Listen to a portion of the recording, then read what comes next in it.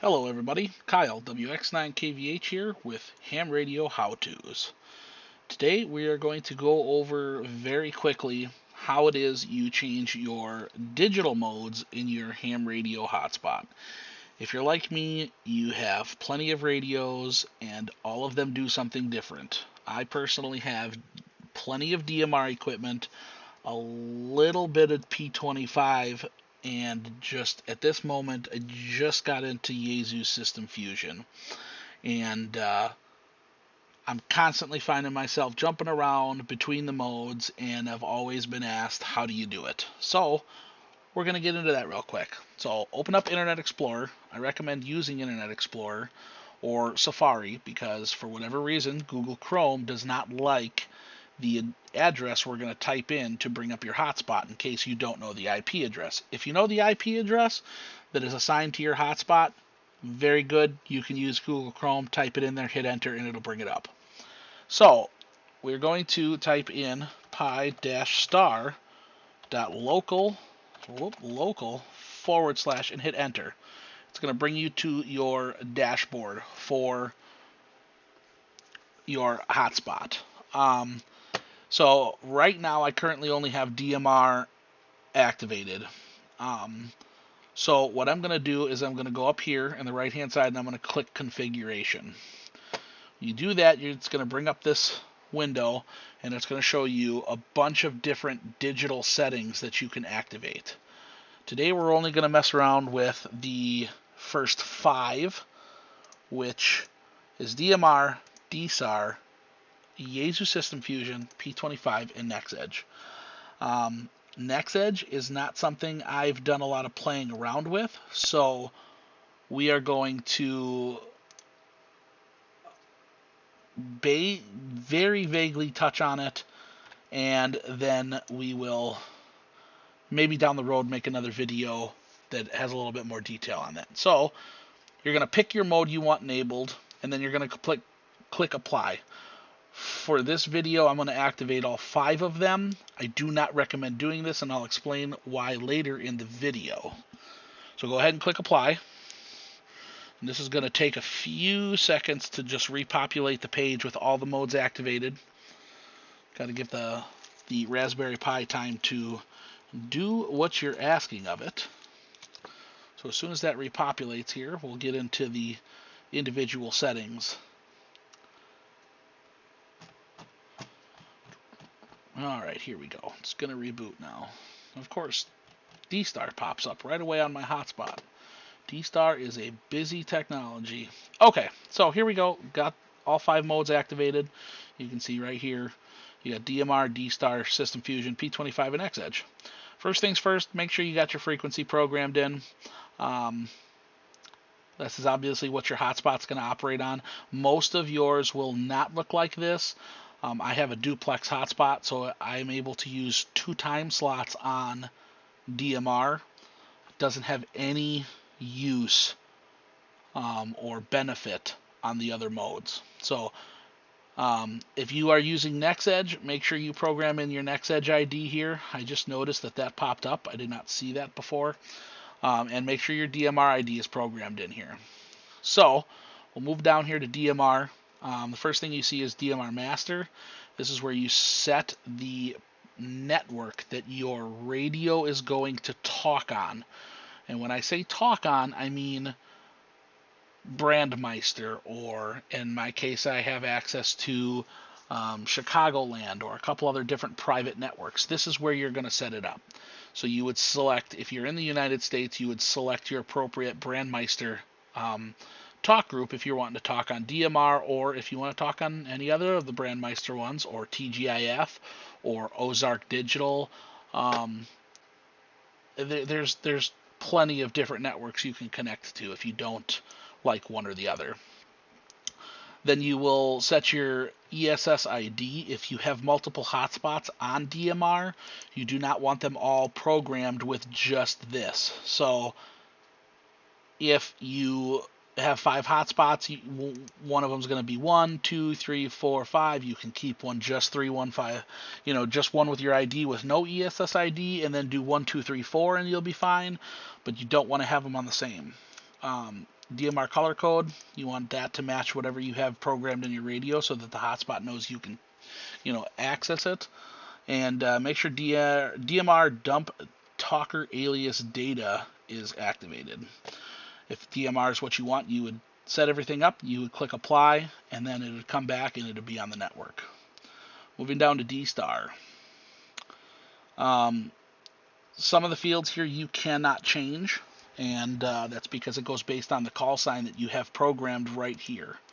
So whatever you have programmed here in this field is going to populate here, and you cannot edit it unless you change the call sign up top. Repeater 1 call sign default is set to B, so set that to B. Repeater 2 call sign, you can't change it, that's set to G. Unsure what the remote password is. I've never used it back when I was into D-Star, so I'm unsure what that is in there because this is a fresh install of Pi-Star and I haven't played with D-Star in over a year. So that must be some sort of a default password. You select your default reflector that you want to automatically start up as soon as you plug your hotspot on. The normal one, or the standard one, is reflector 001 Charlie. And as you can see here, it's set to reflector 1 Charlie. Or you can select one of the D-Star servers, or you can select a reflector or an experimental reflector. Or if you have something that you've built yourself, you can go to text entry and you can type it in yourself there.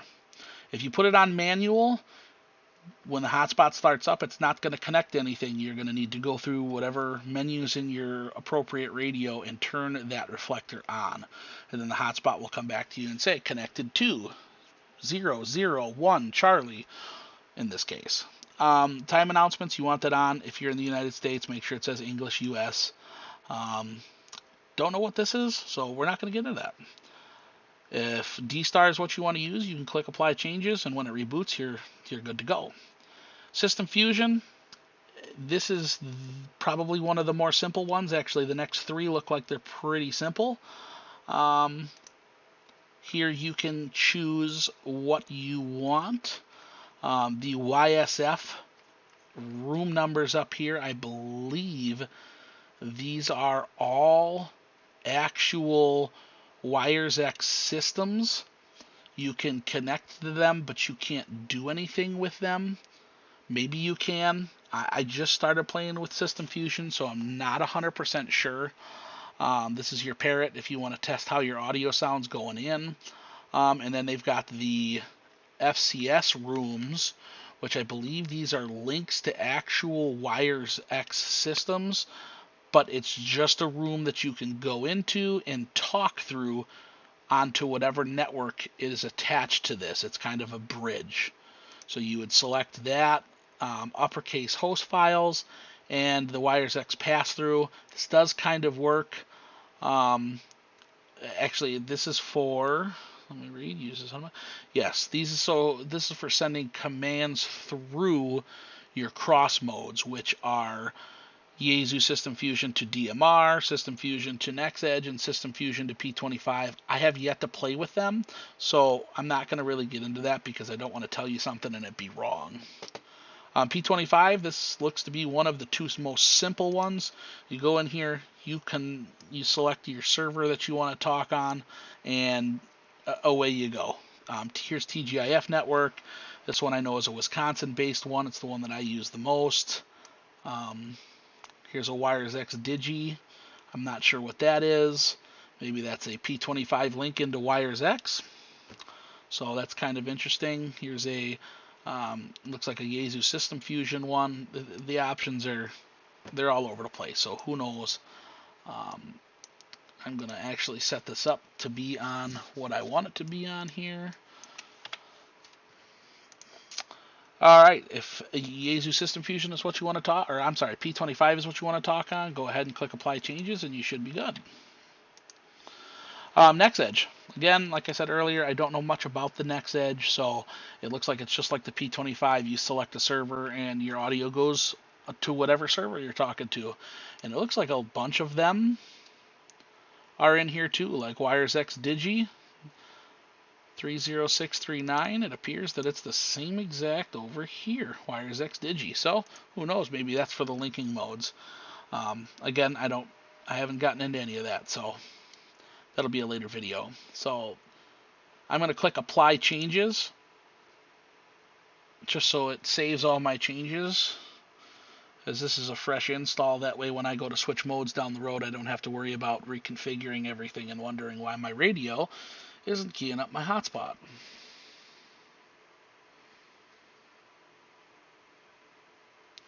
Once it reboots, I'll go to the dashboard and show you what everything looks like so that you know everything is connected properly how it's supposed to be.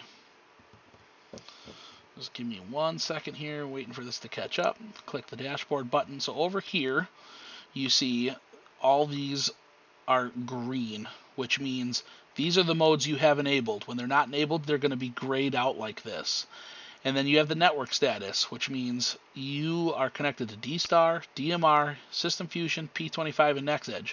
If for whatever reason any of these are red, that means your hotspot is not connected to that network. Whatever you have programmed in there, it's not working.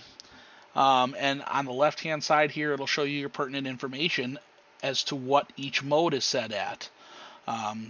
When you go to program your, say, Kenwood THD74A, you want repeater 1 to be -B and repeater 2 to be -G. And then it shows that you're linked to reflector 001 Charlie. And as you can see, there's D-Star traffic coming through right now. DMR repeater shows you your color code, your ID, what's going on each one of the time slots, and what network you're connected to. Same thing with the Yaesu System Fusion. It shows that it's linked to FCS 00249. That's the Wisconsin. P25 down here is NAC. It gives you that information, and then what talk group you're linked to. And then the NextN radio, it shows the RAN code.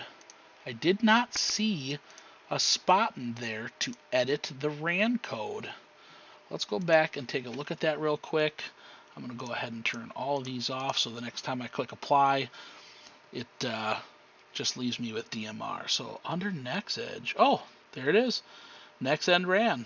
I believe you have a choice of 1 to 64, so you can pick whatever RAN code you want here and be able to keep other people off of your network if they don't know the RAN code. So that's all for today. I hope this video helps, and it makes the Pi-Star experience a little bit more pleasing. So for now, I will say 73, and we'll catch you next time.